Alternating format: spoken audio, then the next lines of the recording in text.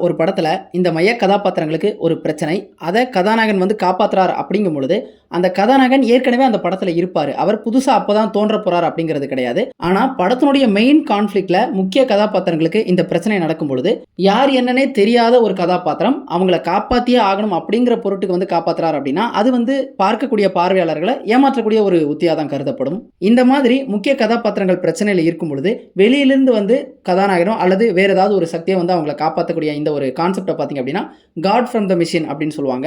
இந்த God from the machine அப்படிங்கிற அந்த உத்திய இந்த படத்துல பயன்படுத்தினதுல எந்தவித பிரச்சனையும் இல்ல. ஆனா அதை எப்படி பயன்படுத்தியிருக்கிறாங்க அப்படிங்கிறதுலாம் இந்த படத்துல ஒரு பிரச்சனை வருது. காரணம் என்ன அப்படின்னா, ஆரம்பத்துல இருந்தே இந்த படத்த நமக்கு காட்சிப்படுத்திய இந்த விதம் எப்படி இருந்தது அப்படின்னா, இது ஒரு ரியலிசம் சார்ந்த ஒரு படம் தான். இந்த படம் ஒரு ஃபேண்டசி படம் இல்ல அப்படிங்கிற மாரி தான் இந்த படத்த ஆரம்பத்துல இருந்தே காமிச்சுக்கிட்டே வராங்க.